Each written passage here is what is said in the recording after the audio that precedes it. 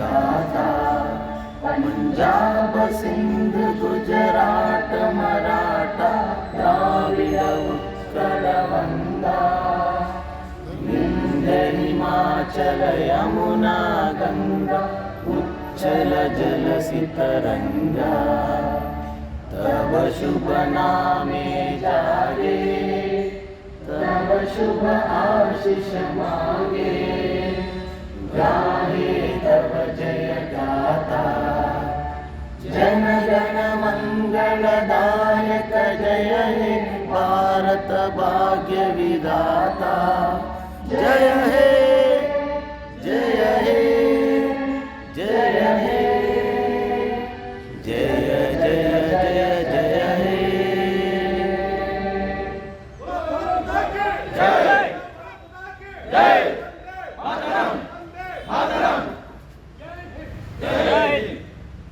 ಇಲ್ಲಿ ನೆರೆದಿರುವ ತಮ್ಮೆಲ್ಲರನ್ನು ಆಗಮಿಸಿರುವ ಅತಿಥಿಗಳನ್ನು ಸ್ವಾಗತ ಕೋರಲಿದ್ದಾರೆ ಚೆನ್ನಕೇಶ್ ಅವರು. ಸಹಾಯಕ ಅಭಿಯಂತರರು ಚೆನ್ನಕೇಶ್ ಅವರು ಸ್ವಾಗತ ಕೋರಲಿದ್ದಾರೆ.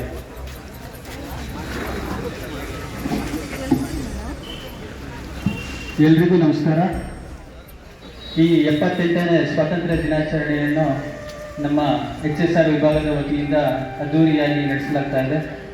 ಈ ಕಾರ್ಯಕ್ರಮಕ್ಕೆ ವಿಶೇಷವಾಗಿ ಆಹ್ವಾನಿತರಾಗಿರುವಂತಹ ಮೇಜರ್ ಮಲ್ಲಿಕಾರ್ಜುನ ವೀರಪ್ಪ ನಾಗಠಾಣರವರು ಆಗಮಿಸಿದ್ದಾರೆ. ಇವರು ನಮ್ಮ ಭಾರತೀಯ ಸೇನೆಯಲ್ಲಿ ಕಾರ್ಯನಿರ್ವಹಿಸಿರ್ತಾರೆ. ಇವರಿಗೆ ನಮ್ಮ ನಿಮ್ಮೆಲ್ಲರ ಪರವಾಗಿ ಆತ್ಮೀಯವಾಗಿ ಸ್ವಾಗತವನ್ನು ಕೋರ್ತಾ ಇದ್ದೀವಿ. ಹಾಗೂ ಈ ಕಾರ್ಯಕ್ರಮದ ಅಧ್ಯಕ್ಷರು ಹಾಗೂ ನಮ್ಮ ನಿಮ್ಮೆಲ್ಲರ ಅಚ್ಚುಮೆಚ್ಚಿನ ಪ್ರೀತಿಯ ಶ್ರೀ ಶಿವಶರಣ ಅಗರ್ಕೆರೆ ಸಾಹೇಬರು HSR ವಿಭಾಗದ ಕಾರ್ಯನಿರ್ವಾಹಕ ಇಂಜಿನಿಯರು, ಇವರಿಗೂ ಕೂಡ ಆತ್ಮೀಯವಾದ ಸ್ವಾಗತವನ್ನು ಕೊಡ್ತಾ ಇದ್ದೇವೆ. ಹಾಗೂ ಈ ಕಾರ್ಯಕ್ರಮಕ್ಕೆ ಆಗಮಿಸುವಂತಹ ಎಲ್ಲ ಉಪವಿಭಾಗದ ಸಹಾಯಕ ಕಾರ್ಯನಿರ್ವಾಹಕ ಇಂಜಿನಿಯರ್ಗಳು, ಸಹಾಯಕ ಇಂಜಿನಿಯರು, ಕಿರಿಯ ಇಂಜಿನಿಯರ್ಗಳು ಹಾಗೂ ನಮ್ಮ ಲೆಕ್ಕಾಧಿಕಾರಿಗಳು, ಸಹಾಯಕ ಲೆಕ್ಕಾಧಿಕಾರಿಗಳು, ನಮ್ಮೆಲ್ಲ ತಾಂತ್ರಿಕ ವರ್ಗ, ಅಕೌಂಟ್ ಸ್ಟಾಫ್ ಹಾಗೂ ನಮ್ಮ ನಿಮ್ಮೆಲ್ಲರ ಪ್ರೀತಿಯ ಎಲ್ಲ ನೌಕರರು ಕೂಡ ಆತ್ಮೀಯ ಸ್ವಾಗತವನ್ನು ಕೊಡ್ತಾ ಇದ್ದೇನೆ.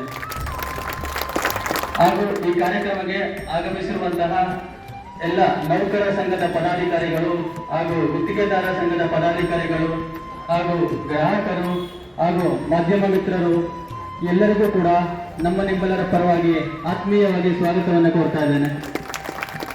ಹಾಗೂ ಈ ಕಾರ್ಯಕ್ರಮಕ್ಕೆ ಸದಾಶಿವ ಜರಗನಹಳ್ಳಿ ನಮ್ಮ ಇಲಾಖೆಯ ನಿವೃತ್ತ ಬೆಸ್ಕಾಂ ನೌಕರರು, ಕವಿ, ಸಾಹಿತಿ, ಸಂಘಟಕರು ಆಗಿದ್ದಾರೆ. ಇವರು ಕೂಡ ಆಗಮಿಸಿದ್ದಾರೆ. ಇವರಿಗೂ ಕೂಡ ಆತ್ಮೀಯವಾಗಿ ಸ್ವಾಗತವನ್ನು ಕೋರ್ತಾ ಇದ್ದೇನೆ. ಹಾಗೂ ಈ ಕಾರ್ಯಕ್ರಮಕ್ಕೆ ಆಗಮಿಸಿರುವಂತಹ ಎಲ್ಲ ಗ್ರಾಹಕರು ಹಾಗೂ ದೇಶ ಪ್ರೇಮಿಗಳು ಎಲ್ಲರಿಗೂ ಕೂಡ ನಮ್ಮ ನಿಮ್ಮೆಲ್ಲರ ಪರವಾಗಿ ಆತ್ಮೀಯ ಸ್ವಾಗತವನ್ನು ಕೋರ್ತಾ ಇದ್ದೀನಿ. ಜೈ ಹಿಂದ್.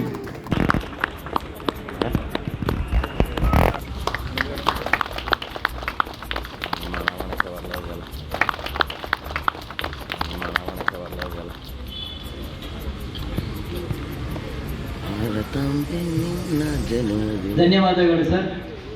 ಈಗ ಏನು ಸ್ಪರ್ಧೆಯಲ್ಲಿ ಏನೆಲ್ಲ ಆಟ ಆಡಿ ರಾಷ್ಟ್ರಗೀತೆಗಳನ್ನು ಆಡಿದಂತಹ ಎಲ್ಲರಿಗೂ ಕೂಡ ಎಸ್ಟೇಟ್ ಸಬ್ ಡಿವಿಷನ್ ದಯವಿಟ್ಟು ಅದರ AW ಬಂದು ಗೌರವವನ್ನು ಸ್ವೀಕರಿಸಬೇಕು. ಇವರು ಎಸ್ಟೇಟ್ AWನ ವಿಡಿಯೋನ ಮಾಡ್ತಾ ಇದೀವಲ್ಲ,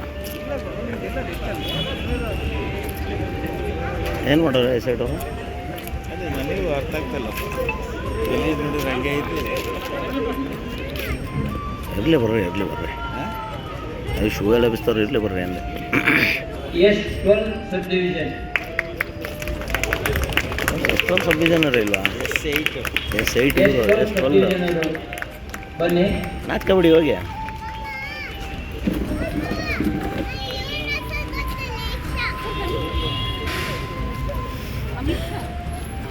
S10 ಸಬ್ ಡಿವಿಷನ್.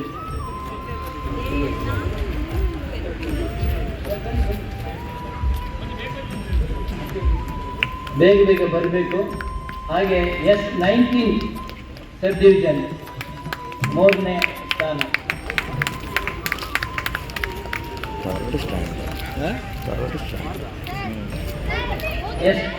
S19.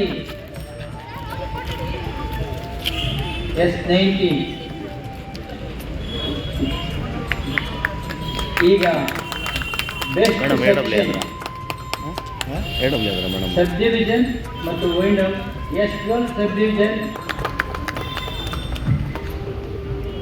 ಹಾಗೆ S13 ಸಬ್ ಡಿವಿಷನ್ CK ನಗರ. ಸ್ವಲ್ಪ ಜೋರ ಚಪ್ಪಾಳೆ ಹೊಡೀರಿ, ಅವ್ರು ಇನ್ನೂ ಹೆಚ್ಚಿನ ಸಾಧನೆಯನ್ನ ಮಾಡಲಿ.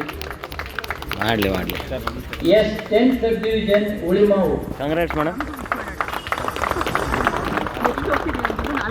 Congrats madam.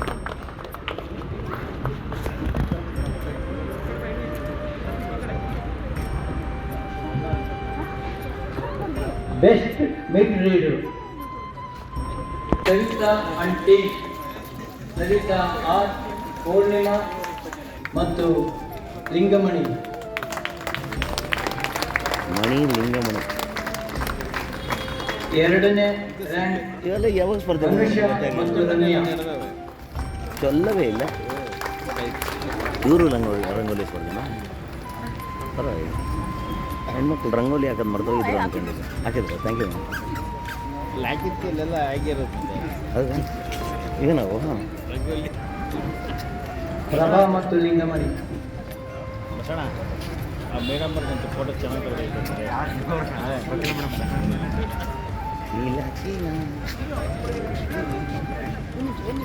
ಏಯ್ ಇದು ಯೂಟ್ಯೂಬ್ಗೆ ಅಪ್ಲೋಡ್ ಮಾಡಿದ್ನಲ್ಲ ನೋಡ್ರಿ ನಾನು.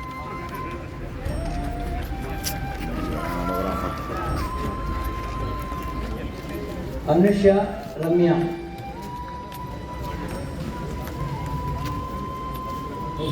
ಸರ್ ಜಾಮ್ ಕನ್ನಡಿ ಕೇಳೋದ್ರು ನೋಡಿ. ಬಂದಿದ್ರಾ? ಬರ್ತೀನಿ ಅಂದರು, ಹೇಳಿದ್ರಾ? ಹಾಂ. ಇದು ಇದನ್ನೆಲ್ಲ ಕಳಿಸಿ. ಮೂರನೇ ರ್ಯಾಂಕ್ ಲತಾ ಮತ್ತು ಹೇಮಾ. ಫೋಟೋ ಹೊಡಿಯೋರೇ ಜಾಸ್ತಿ ಇದ್ರಲ್ಲ. ಹೋಗೇ ಚಪ್ಪಾಳನೇ ಇಲ್ಲ. ಸೋಮಶೇಖರ್ ಎಚ್, ಕೊಡಿ ಮೇಡಮ್. S20 ITI layout. ಬೇಗ ಬನ್ನಿ. ಮಂಜುನಾಥ್ S19 ವಿಜಯ ಬ್ಯಾಂಕ್ ಲೇಔಟ್. ಮೇಡಮ್ ಫಸ್ಟ್ ತಿಂಡಿ ಮಾಡಿಸ್ಬೇಕಾಯ್ತು. ತಿಂಡಿ ಆದಮೇಲೆ ಫ್ಲಾಗ್ ಹಾಸ್ಟಿಂಗ್ ಮಾಡಿಸಿದ್ರೆ ಸರಿಯಾಗಿರೋದು. ಚೆನ್ನಾಗಿತ್ತು, ಸ್ವಲ್ಪ ಉಸಿರಾರು ಬರ್ತಿತ್ತು. ಮಂಜುನಾಥ್ ಅಣ್ಣ ಬೆಸ್ಟ್ ಲೈನ್ ಮ್ಯಾನ್. ಹುಡುಗರಿ ಲೈನ್ ಮ್ಯಾನ್ ಚಪ್ಪಾಳೆ ಜೋರಾಗಿ. ಆದಪ್ಪ ಶಂಕರಪ್ಪ S20 HSR. ಬಸಣ ಏ ಬಸಣ ಜೋರ ಚಪ್ಪಾಳೆ ಬರಲಿ. ಏನ್ರಿ ಲೈನ್ ಮ್ಯಾನ್ ನೋಡಿರಿ. ಹಾಂ, ಪ್ರೀತಿ ಇಲ್ಲ ಸರ್ ಲೈನ್ ಮ್ಯಾನ್ ಮೇಲೆ. S13 electronic city.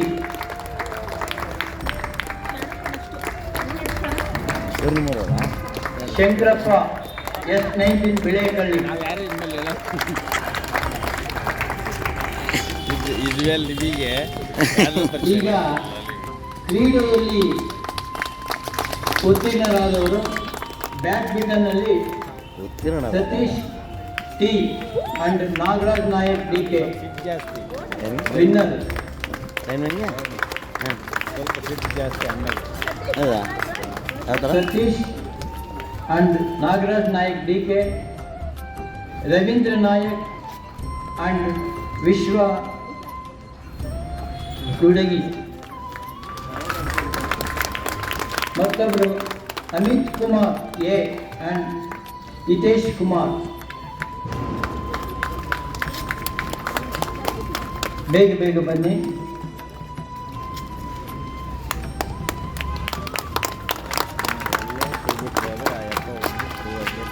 Chhatrapati Shivaji, ಚೆನ್ನಮ್ಮರಾಣಿ, ಹಬ್ಬಕ್ಕ, ಆಮೇಲೆ ರಾಣಾ ಪ್ರತಾಪ್ ಸಿಂಗ್, ಇವರೆಲ್ಲ ಇತಿಹಾಸದಲ್ಲಿ ಹೋಗ್ಬಿಟ್ಟು ಒಂದ್ಸಲ ದೇವ್ರದ್ದು ಹುಮ್ಮಸ್ಸು.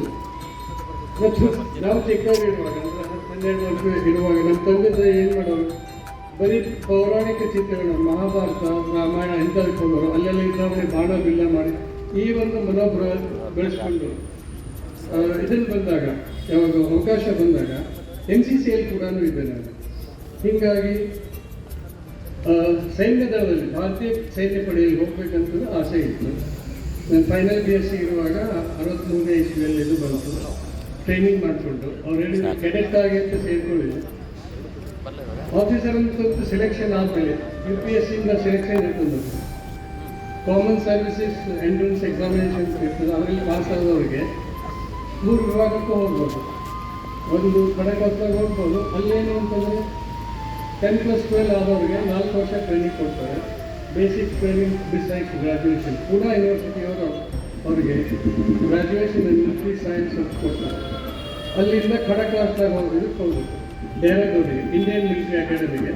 ಅಲ್ಲಿ 1 ವರ್ಷದ ಟ್ರೈನಿಂಗು. ಅಲ್ಲಿ ನಮಗೆ UP ಕೌಶಲ್ಯ, ನಮ್ಮ ಎಲ್ಲ ಆಯುಧಗಳ ಬಗ್ಗೆ ವಿವರವಾಗಿ ಅಭ್ಯಾಸ ಮಾಡಿಸ್ತಾರೆ. ಬ್ಯಾಟಲ್ ಕ್ರಾಫ್ಟ್, ರಣನೀತಿ ಇವೆಲ್ಲವೂ ತಿಳಿಸ್ಕೊಡ್ತಾರೆ. ಅದಾದಮೇಲೆ ನಾವು ವಿ ಬಿಕಮ್ ರೆಗ್ಯುಲರ್ ಆಫೀಸರ್ ಅಂತ ಮಾಡ್ತೀವಿ. ಟ್ರೈನಿಂಗಲ್ಲಿ ಸೆಲೆಕ್ಟ್ ಆದಂಥ ಕ್ಯಾಂಡಿಡೇಟ್ಸ್ಗೆ ಆಫೀಸರ್ ಕೆಡೆಟ್ ಅಂತ ಹೇಳ್ತಾರೆ, OC. ಅವರಿಗೆ ಜೆಂಟಲ್ಮನ್ ಕೆಡೆಟ್ ಅಂತ ಹೇಳೋದು. ಪ್ರತಿಯೊಬ್ಬರಿಗೆ ಹೆಸರುಗಳು ಕರೆಯೋದಿಲ್ಲ, ನನಗೊಂದು ನಂಬರ್ ಕೊಟ್ಟಿರ್ತಾರೆ. ಒಂದು 5406 ಇತ್ತು, GC 546 ಓಡಬೇಕು. ಆ ರೀತಿ ಹೆಸರು ಆದಮೇಲೆ ಬರುತ್ತೆ, ಕಮಿಷನ್ ಆದಮೇಲೆ the name comes the plate etcetera. ಹೀಗಾಗಿ ನಾನು ಪರಿಚಯ ಇತ್ತು. ನಾನು ಮೂಲತಃ ಬಿಜಾಪುರದವನು, ಹಿಂದಿನ ವಿಜಯಪುರ. ಅಲ್ಲಿ ಮರಾಠಿ ಸಂಪರ್ಕ ಇರೋದ್ರಿಂದ ಮರಾಠ ರೆಜಿಮೆಂಟಲ್ಲಿ ಹೋಗಬೇಕು, ಅಲ್ಲಿ ಹೋಗಬೇಕು ಅಂತ ಹೇಳ್ಕೊಂಡು ಅದಕ್ಕೆ ಸೇರಿಕೊಂಡೆ.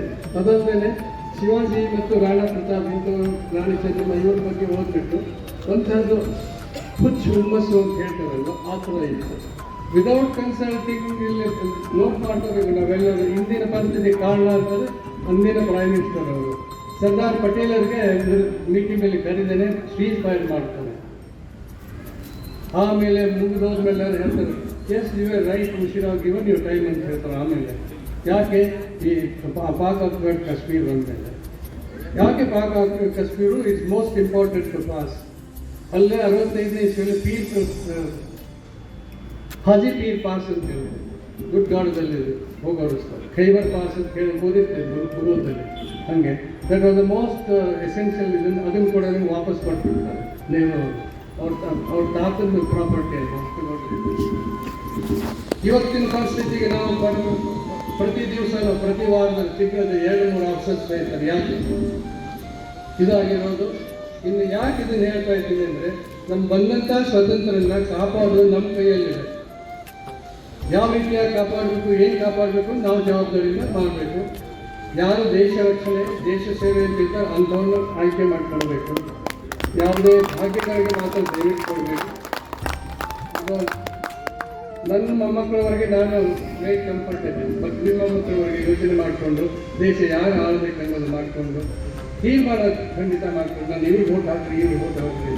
ಯಾಕೆ ಹೇಳ್ತೀನಿ ಮೋದಿಯವ್ರ ಬಗ್ಗೆ ಅಂತಂದರೆ, ಗಲ್ವಾನ್ ವ್ಯಾಲಿಯನ್ನು ಆದಾಗ ಕರ್ನಲ್ ಬಾಬು ಅಂತ ಹೇಳ್ತಾರೆ. ಕರ್ನಲ್ ಅಂದರೆ 2 ಸ್ಟಾರ್, ಒಂದು ಅಶೋಕ ಪಿಲ್ಲರ್ ಇದ್ದವರು, ಕಮಾಂಡಿಂಗ್ ಆಫೀಸರ್. 35 ಜನ ಕರ್ಕೊಂಡು ಹೋಗಿರ್ತಾರೆ. ಯಾವತ್ತೇನು ಅಲ್ಲಿ ಲೈನ್ ಆಫ್ ಆ್ಯಕ್ಚುಯಲ್ ಕಂಟ್ರೋಲ್ ಅಂತ ಹೇಳ್ತೀವಿ, ಅಲ್ಲಿಗೆ 2 ನಿಮಿಷ. ಆ ಕಂಟ್ರೋಲಲ್ಲಿ ಹೋದಾಗ ಕಮಾಂಡಿಂಗ್ ಆಫೀಸರ್ ಹೋಗ್ತಾರೆ. ಅವ್ರ ಆಫೀಸಲ್ಲಿ ಬಂದರೆ ಮಾತಾಡ್ಕೊಂಡು ಸಂದಾಯ ಮಾಡಿಕೊಂಡು ಹೋಗಬೇಕು ಅಂತ ಇರ್ತದೆ.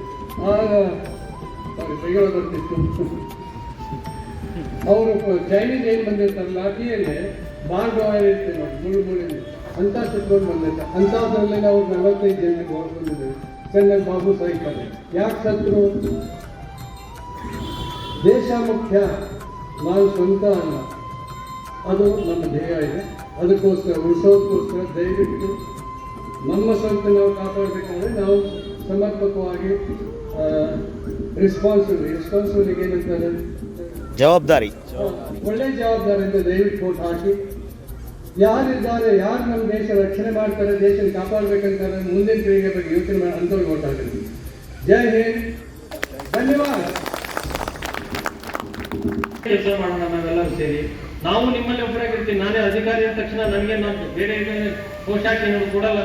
ನಾನು ನಿಮ್ಮ ಥರನೇ ಮನುಷ್ಯನೇ, ನಾನು ನಿಮ್ಮಲ್ಲಿ ಒಬ್ಬ ಮನುಷ್ಯನೇ ಅನ್ನೋ ಥರ ಭಾವನೆಗಳನ್ನ ಪ್ರತಿಯೊಬ್ಬರಲ್ಲೂ ಬೆಳಿಬೇಕು. ಯಾರೋ ಒಬ್ಬರು ತಪ್ಪು ಮಾಡ್ತೀನಿ ಅಂದ ತಕ್ಷಣ ನನಗೆ ಬಾಯಿಗೆ ಬಂದು ಬೈಯೋದು, ನಾನು ಬೆಸ್ಕಾಂದವ್ನು ಇದ್ದೀನಿ ಅಂತ ಹೇಳೋದು, ಆ ಗರ್ವ ಬೇಡ. ನಾವು ನಯ ವಿನಯದಿಂದ ಕೆಲಸ ಮಾಡೋಣ, ಎಲ್ಲರೂ ಒಟ್ಟಿಗೆ ಇರೋಣ. ಆಮೇಲೆ ಈ ಸಂಭ್ರಮಾಚರಣೆ ನನಗೆ ತುಂಬ ಖುಷಿ ಕೊಡುತ್ತೆ. ರಾಷ್ಟ್ರ ಹಬ್ಬ ಆಚರಣೆ ಅಂತಂದರೆ ಬಿಕಾಸ್ ನಮ್ಮ ರಾಷ್ಟ್ರಕ್ಕೆ ನಾವು ಒಂದು ಹಬ್ಬ ಆಚರಣೆ, ಮನೆಯಲ್ಲಿ ಹಬ್ಬ ಮಾಡೋದಕ್ಕಿಂತ ಈ ರಾಷ್ಟ್ರ ಹಬ್ಬ ಅಂದರೆ ತುಂಬ ವಿಜೃಂಭಣೆಯಿಂದ ಮಾಡಬೇಕಾದಂಥ ಹಬ್ಬಗಳು. ಯಾಕಂದರೆ ತುಂಬ ಕಷ್ಟಪಟ್ಟು ಬಲಿದಾನ ಕೊಟ್ಟು ಹುತಾತ್ಮರಾಗಿ ಎಷ್ಟೋ ಜನ ಹುತಾತ್ಮರಾಗಿ ನಮ್ಗೆ ಸ್ವಾತಂತ್ರ್ಯ ತಂದು ಕೊಟ್ಟಿದ್ದಾರೆ. ಅಂಥವ್ರನ್ನ ಸ್ಮರಿಸೋ ಒಂದು ದಿನ ಇದು. ಒಂಥರ ಸಂಭ್ರಮಾಚರಣೆ. ಬೇರೆಯವರ ಅಧೀನದಲ್ಲಿದ್ದಂಥ ನಮ್ಮ ದೇಶವನ್ನ ನಮಗೆ ಸ್ವತಂತ್ರವಾಗಿ ಬದುಕೋಕೆ ಅವಕಾಶ ಮಾಡಿಕೊಡಂತ ನಮ್ಮ ಹಿರಿಯರನ್ನ ಪೂರ್ವಜರನ್ನ ನೆನೆಸ್ಕೊಂಡು ನಾವು ಸಂಭ್ರಮಾಚರಣೆ ಮಾಡುವಂಥ ದಿನ.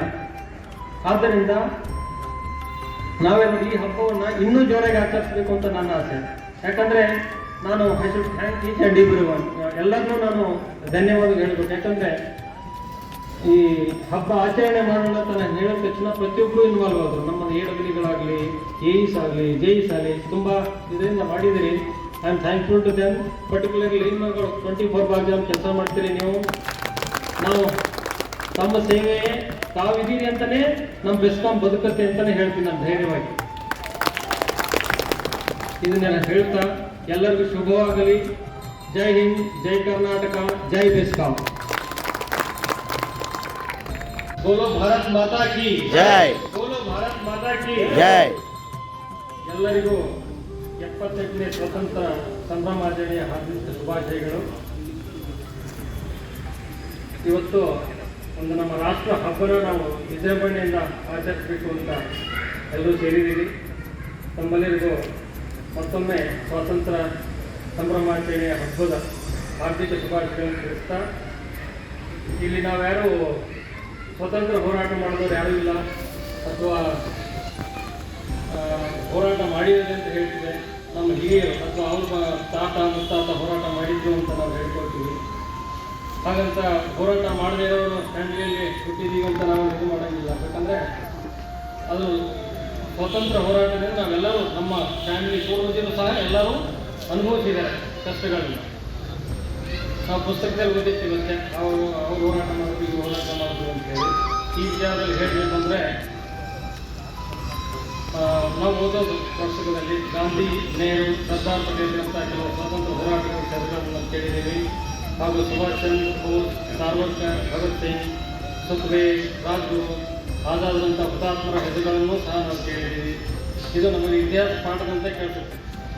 ಅದರ ಪರಿಣಾಮವಾಗಿ ಅಲ್ಲದೆ ಯಾವುದೇ ಘಟನೆ ಆಗಲಿ ಸ್ವಲ್ಪ ಹಳೆಯದಾದಂತೆ ಅದರ ಗಾಯ ಹೆಂಗೆ ನಾವು ಮರೆತೋಗುತ್ತೇವಲ್ಲ, ಕಡಿಮೆ ಆಗುತ್ತಲ್ಲ, ಅದನ್ನೆಲ್ಲ ಮರ್ತೋಗ್ತೀವಿ. ಆದರೆ ನಾವೆಲ್ಲ ಒಂದು ವಿಚಾರ ಮಾತ್ರ ನೆನಪಿಟ್ಕೋಬೇಕು. ಪರೋಕ್ಷವಾಗಿ ನಮ್ಮ ನಿಮ್ಮೆಲ್ಲರ ಹಿರಿಯರು ಸ್ವಾತಂತ್ರ್ಯ ಸಂಗ್ರಾಮದಲ್ಲಿ ಭಾಗವಹಿಸದೇ ಇದ್ದರು. ಅದರ ಪರಿಣಾಮವನ್ನು ನಾವು ಅನುಭವಿಸೇ ಇದ್ದು ನಾವು ಹಾಗಂದುಕೊಂಡಾಗ ನಾವು ಅದರ ಮಹತ್ವದ ಬಗ್ಗೆ ಮನಸ್ಸಿಗೆ ತಾಗುವ ಸಾಧ್ಯತೆ ಇದೆ. ಅವರೆಲ್ಲ ಈ ದೇಶ ನಮ್ಮ, ಇಲ್ಲಿನ ಜನ್ಮ ನಮ್ಮದವರು ಅಂದ್ಕೊಂಡು ಅದಕ್ಕೆ ಜೀವನವನ್ನೇ ಮುಡುಪಾಗಿಟ್ಟರು. ನಮ್ಮದು ಅಂತ ಬಂದಾಗ ಏನು ಬರುತ್ತೆ, ನಾನು, ನನ್ನ ಕುಟುಂಬ, ಸ್ವಲ್ಪ ಹೇಳಬೇಕನ್ಸುತ್ತೆ ತಮ್ಮೆಲ್ಲರ ಮುಂದೆ. ಅಂದರೆ ನಮ್ಮ ಕುಟುಂಬ ಅಂತ ಬರ್ತದೆ, ನಿಮ್ಮ ಕುಟುಂಬ ಅಂತ ಬರ್ತದೆ.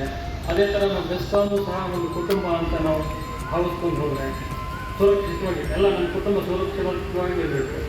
ಸುರಕ್ಷಿತವಾಗಿರಬೇಕು ಅಂದರೆ ನಮಗೆ ನಮ್ಮ ದೇಶದಲ್ಲಿ ಆರ್ಮ್ಡ್ ಫೋರ್ಸಸ್ ಅಂತ ಹೇಳ್ತಾರಲ್ಲ, ಎಲ್ಲ ದಳಗಳು, ಭೂದಳ, ವಾಯುದಳ, ಜಲದಳ, ಈ ಥರ ನಾವು ಡಿಫ್ರೆಂಟ್ ತಟರಕ್ಷಕ ದಳ, ಹಿಂಗೆ ಡಿಫ್ರೆಂಟ್ ದಳಗಳಿಂದ ನಮ್ಮನ್ನು ರಕ್ಷಣೆ ಮಾಡ್ತಾ ಇರ್ತಾರೆ ಸೈನಿಕರು.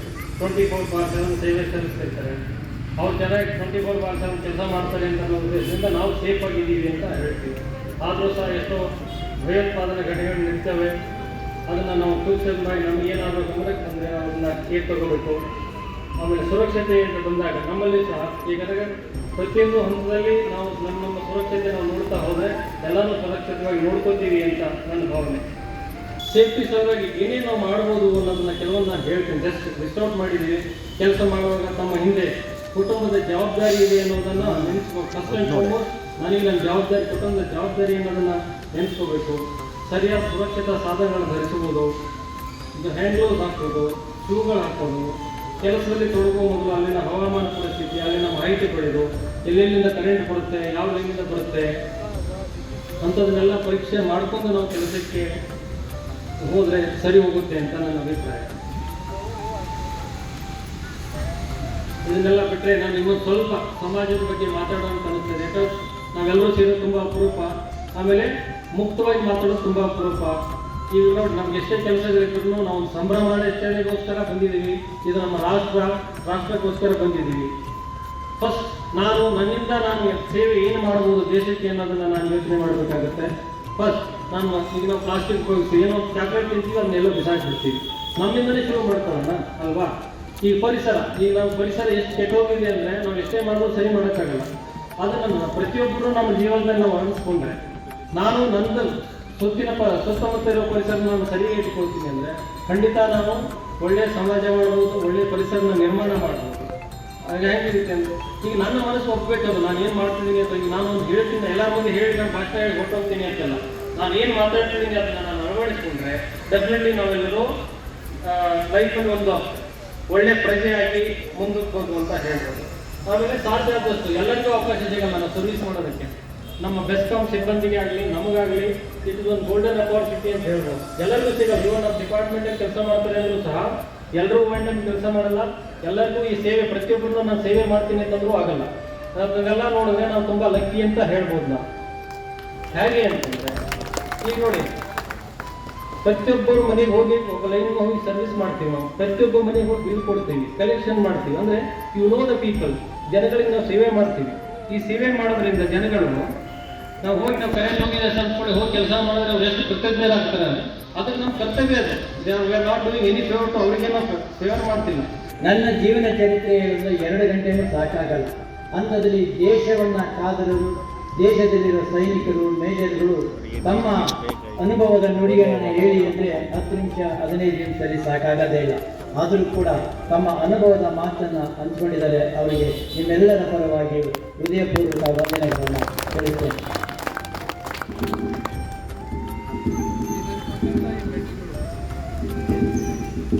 ಇದು ಯಾವುದು ಗ್ಯಾಲೆಂಟ್ರಿ ಅವಾರ್ಡ್ ಅಲ್ಲ, ಒಂದು ಇದು ಸಮರ್ಥ ಸೇವಾ ಅಂತಂದರೆ ಯಾರು ಫ್ರಂಟ್ ಲೈನಲ್ಲಿ ಇದ್ದೀವಿ, ಮುಖಾಮುಖಿ ಯುದ್ಧ ಮಾಡ್ತಾರೆ ಅವ್ರಿಗೆಲ್ಲರಿಗೂ ಕೊಟ್ಟಿದ್ದಾರೆ. ಇದೇನಿದೆ, ಇದು ಬೆಂಗಳೂರಲ್ಲಿ ಕೊಡ್ತಾರೆ. ಅಂದಿನ ಕಾಲದಲ್ಲಿ ಯಾರು ಸರ್ವಿಸಲ್ಲಿದ್ದು ಎಲ್ಲರಿಗೂ ಕೊಡ್ತಾರೆ. ಇದು ನನ್ನ ಇದಲ್ಲ, ಗ್ಯಾಲೆಂಟ್ರಿ ಅವಾರ್ಡ್ ಮಹಾವೀರ್ ಚಕ್ರ, ಪರಮವೀರ್ ಚಕ್ರ ಅಲ್ಲ, ವೀರ್ ಚಕ್ರ, ಅಶೋಕ್ ಚಕ್ರ ಅಲ್ಲ. ನಾವು ಸೇವೆ ಮಾಡಿದೆ ಫ್ರಂಟ್ ಲೈನಲ್ಲಿ. ನಾವು ರಾಜಸ್ಥಾನ್ ಸೆಕ್ಟರ್ ಬಾರ್ಮೇಜಿಂದ ಹೋಗ್ತಾ ಇದ್ದೀವಿ ಹೈದರಾಬಾದ್ ಸಿಂಧಿಗೆ. ಅಲ್ಲೊಂದು ಸಿಂಧ್ ಪ್ರಾಂತದಲ್ಲಿ ಹೈದರಾಬಾದ್ ಇದೆ. ನಾವು 253-300 ಕಿಲೋಮೀಟರ್ ಒಳಗೆ ಹೋಗಿದ್ದೀವಿ ಮರುಭೂಮಿಯಲ್ಲಿ. ಈಗ ಇವರಿಗೆ ಇಲಾಖೆ ವತಿಯಿಂದ ಗೌರವ ಸಮರ್ಪಣೆ.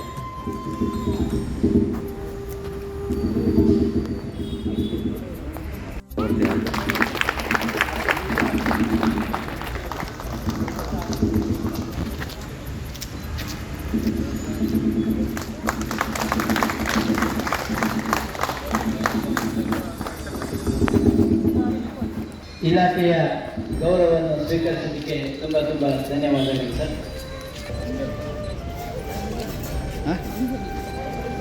ಹೆಡ್ ಅಷ್ಟೇ.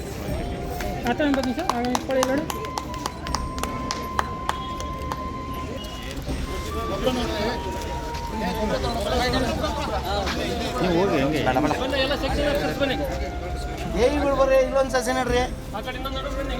ಜೈಗಳು ನಿಮ್ಗೆ ನಡ್ರಿ, ಜೈಗಳು ನಿಮ್ಗೆ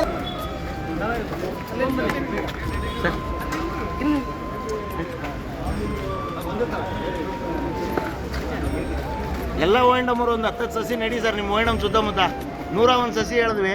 ಮಳೆಗಾಲ ಮುಗಿತಾ ಬಂತು.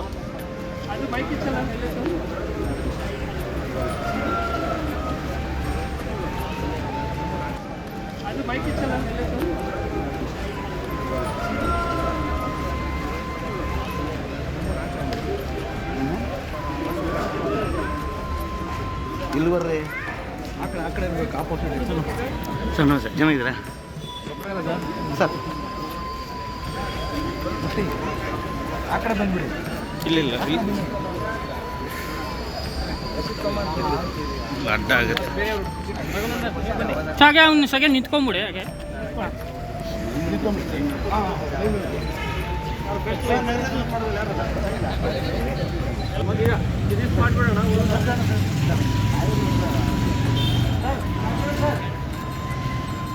ಒಳ್ಳೆ ಗಿಡ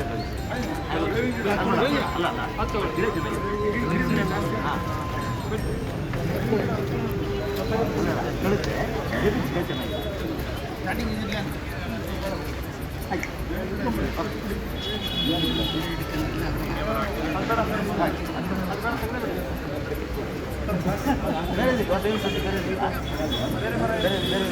ಅಲ್ಲಿ ಅಲ್ಸಿದೆ ಅಲ್ಸಿನ ಓಡಾಡ ಇದು ಓಡಾಡ ಸರ್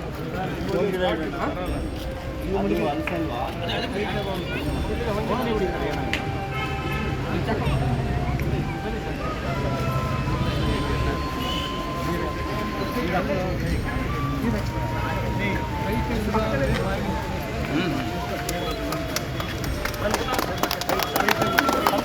ಸ್ವಲ್ಪ ಹೊರಗೆ ಇಟ್ಕೊಳ್ಳಿ. ಸ್ವಲ್ಪ ಹಾಗೆ ಹಾಗೆ ಮಾಡ್ಕೊಡ್ಬೇಕು ಅಂತ ಈಗ ಎಲ್ಲ ಕಾರುಗಳ ಚಾಲಕರಿಗೆ ನಾನು ಕೇಳ್ಕೊಡ್ತೀನಿ.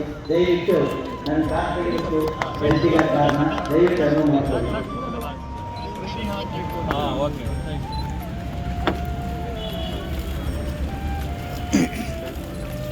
ಅದು ಹಾಕೋದಿಲ್ವ ನಾನು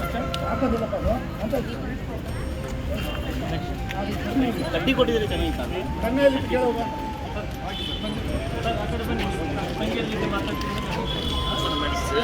ಜಾಸ್ತಿ ಬೇಡ.